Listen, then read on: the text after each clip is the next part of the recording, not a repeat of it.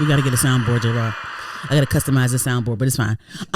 So Heard on the Curb is our pop culture segment of the show where we talk about the topics, the hot top pop culture topics.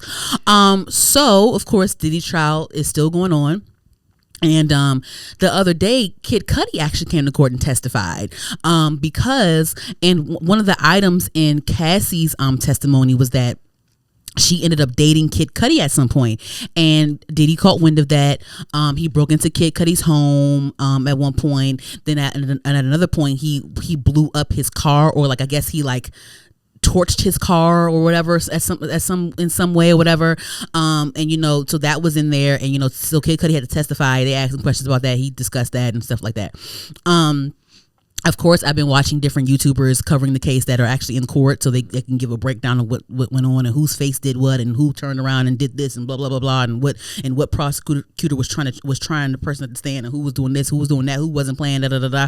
And again, I keep hearing that Diddy has I don't expect anything less of Diddy having the top lawyers defending them, because like of course when it comes to the testimony and it comes to the defense, when it's time for the defense to cross-examine, they debunk a lot of things, or they do such a good job that even though Diddy is not innocent in some areas, even though Diddy can be dangerous, or Diddy did this and he could do this or whatever, even though this in the back of your mind, it's just the fact that when it's time for his defense to come up and do their big one, it's like, damn, like you kind of confused me a bit. Maybe so-and-so is just a little floozy and she did this and this is her fault. You know what I'm saying? It's like that. It makes you, that's what I get from what I watch. Mm-hmm.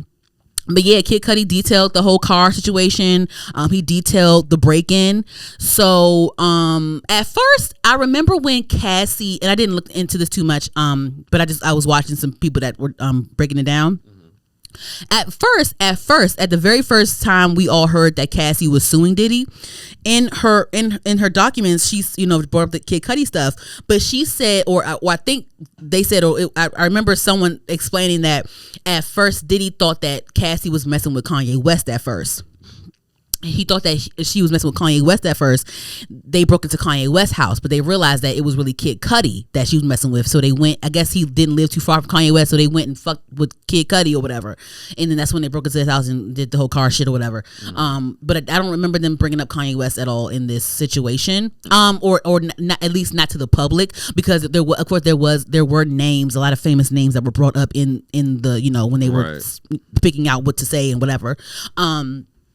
But yeah, so they talked about, Kid Cudi did talk about how Diddy broke into his house. He talked about how Diddy didn't steal anything, but I guess it was more so like so I'll say this. So one of the YouTubers that I watch, he was Armand Wiggins. He was talking about how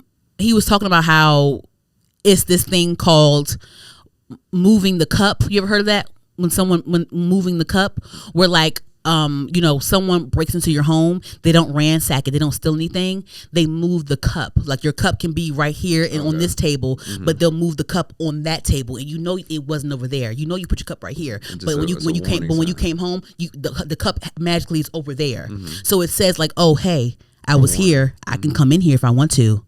I was in here, type shit. So it was like when Diddy broke into his house, they said that Diddy opened up, there was like some Chanel gifts that Diddy opened up or whatever, and then also because he didn't damage the place, but he did see that his like Chanel bags or Chanel gifts were opened up or whatever. He said that, but then he also said that Diddy or allegedly Diddy locked his dog in the bathroom when he got back home. He locked his dog in the bathroom.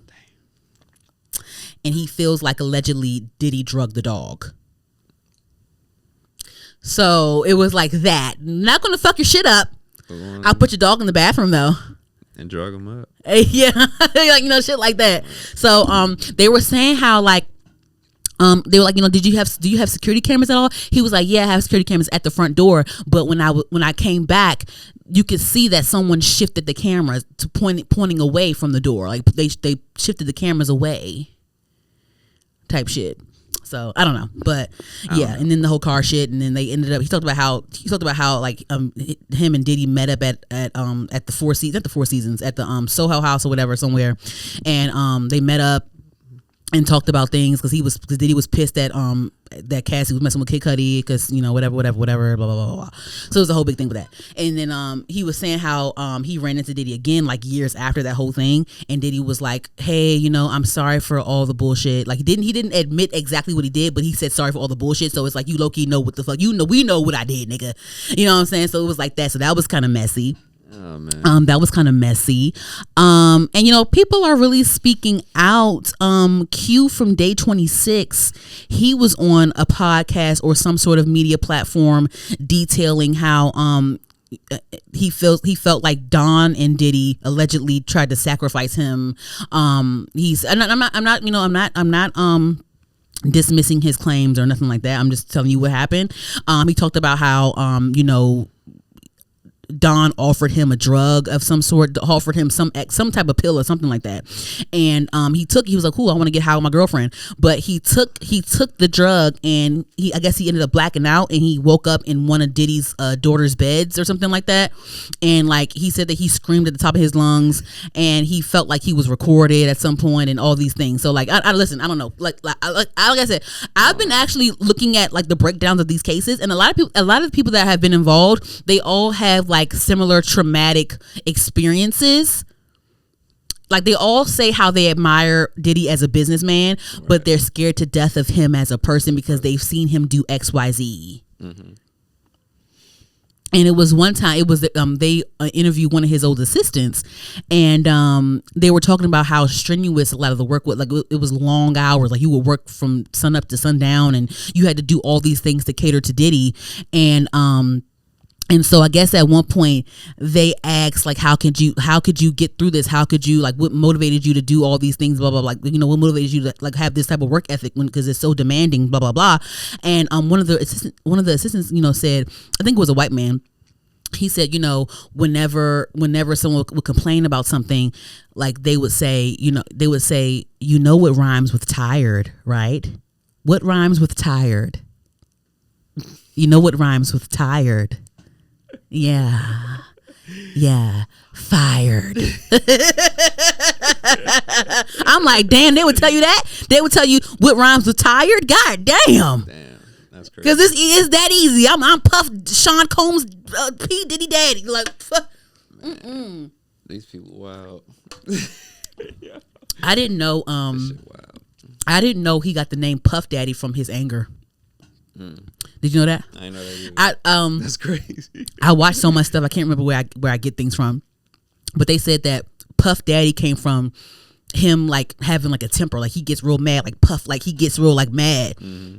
Like Puff. Like, you know what I'm saying? Like you huff and puff. Puffy, like you huff and puff. Like Puff Daddy. That's what I saw. One of them old niggas. So I believe him because he was one of them old niggas from back in the day. One of them Suge Knight type niggas said that shit. So. Yeah. Oh yeah. Diddy had some dealings with Suge Knight too in this court case. I'm like, damn, that's how you know he a dangerous nigga. You going tit for tat with Suge Knight? Ooh, you a scary nigga. Cause ain't he still in jail? I saw Suge Knight run somebody over with a truck. You saw that shit? You just saw that? No, I'm saying I saw it. I'm just saying I saw it. I saw it, yeah, for sure. I saw it too. That's crazy. You think Eazy-E got beat up the same way that they showed on the movie? I don't know. I don't think so. How you think it happened in real life?